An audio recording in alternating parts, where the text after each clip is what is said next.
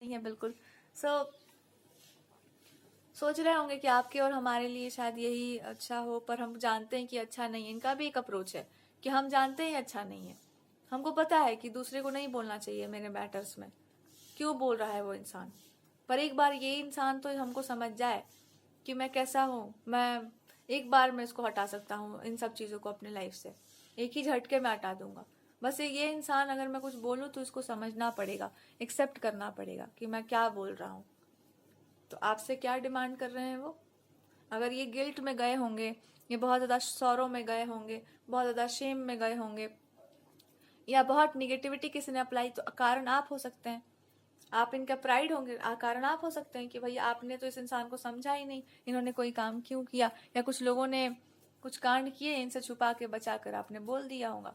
तो अरे ये इंसान तो आपको तो बता ही दिया, तो ये पर्सन तो बता ही चुका है, तो इनको दुख हो इस बात का हुआ हो कि मेरे प्रेजेंस में या मैंने कुछ चीज़ों को होने दिया, इस बात का बहुत दुख होगा उस इंसान को।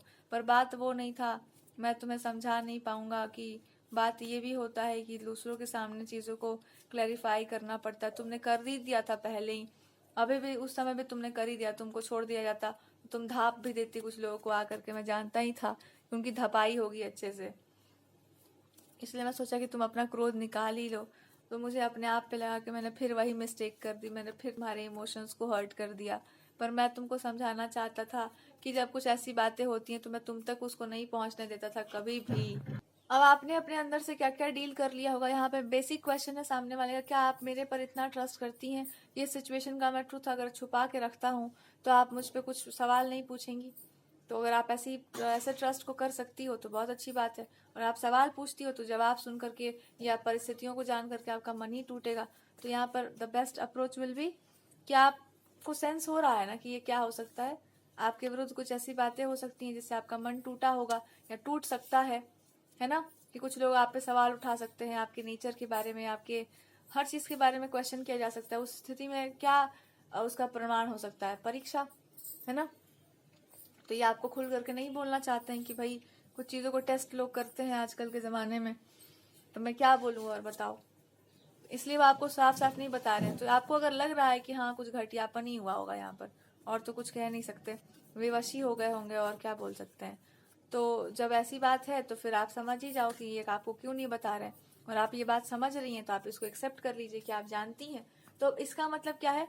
रिलेशनशिप के मामले में पूरी तरीके से अवेयर हो जाओ, कॉन्शियस हो जाओ कि आपका मौन भी किसी कारण से ही है, और आपके पार्टनर के बीच में एक ऐसा रिलेशनशिप है जहाँ पे आप लोग जानते हैं एक दूसरे को कैसे कंडक्ट करना है सिचुएशंस को। पर जब यहाँ पे थर्ड पार्टीज, तीसरे लोग, या जो आपके साइड वाले लोग हैं जो रिलेशनशिप को अच्छे से चलाना चाहते हैं, वो हो गए, और कुछ ऐसे लोग हैं जो आप पे डाउट कर रहे हैं, आपके पार्टनर पे डाउट कर रहे हैं, इनके बीच का अंतर जब आप समझ जाएंगे कि कुछ लोग चाहते हैं भले अच्छा, कुछ लोग कभी कभी अच्छा चाहते हैं पर वो हमारे लिए उस तरह से काम नहीं करता, उनके चाहत का भी सम्मान करना पड़ता है। लेकिन इसका अर्थ ये नहीं है कि अपने बीच की कंपैटिबिलिटी खराब कर दें।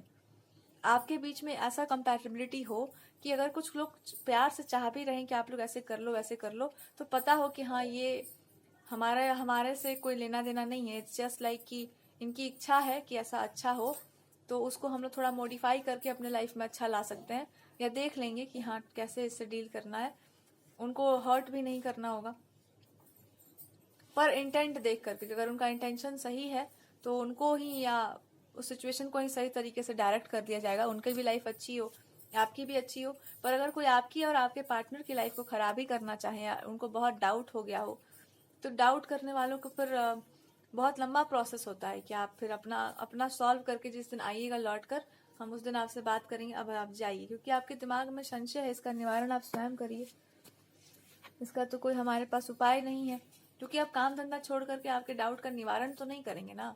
अब कोई चीज़ है जिस पे आप बहुत वर्क कर चुके हैं, उसकी सिद्धि का समय आ चुका है, अब आपको डाउट है उस पर, तो हम अपना काम धंधा छोड़कर उसका निवारण नहीं करेंगे ना। आपको हिंट दे सकते हैं, आपको बता सकते हैं, या फिर आपसे पीछा ही छुड़वाना पड़ेगा, क्योंकि अब कथा ही चल रही हो, सब तैयारी हो ही चुका है। अब कोई कहे कि हमको पंडित जी की विद्वता पर शक है, अब आपके शक के निवारण के लिए हम लोग कथा का जो मुहूर्त है उसको हटा तो नहीं देने वाले हैं। आप अपना शक का निदान करिए कहीं जाकर। चलिए आप यहाँ पे ध्यान से आते हैं। यहाँ पे आपका विश्वास इस इंसान पर कंप्लीट है, मतलब उस पर जो डाउट आ रहा है वो गलत है। अब देखिए यहाँ पे हम लोग जब इसको समराइज करेंगे तो बात ये है कि आप भी समझते हैं इस पर्सन को कि आप ही के जैसे हैं, जैसे आप हैं वैसे ये भी हैं। भावनाओं एक जुड़ाव चाहिए इनको कि आपको हम कष्ट नहीं देना चाहते, हम आपको दुखी नहीं देख सकते, हम आपको कोई भी ऐसी बात नहीं बताना चाहते जिससे आपका मन दुखे, चाहे वो आसपास के लोगों का हो। कोई काम आप कर रही हो, उस पर अगर कोई बात बोल जा रहा है तो मैं नहीं चाहता कि आप तक पहुंचे। आप अपने कार्य पर रहो, मैं ही कुछ चीज़ों को अरेंज कर लूंगा, कुछ कुछ ले बीत करके इधर उधर से मिला जुला के चलता हूँ। मैं आपको पूरा स्पेस देना चाहता हूँ, पूरा टाइम ही दे देता हूँ।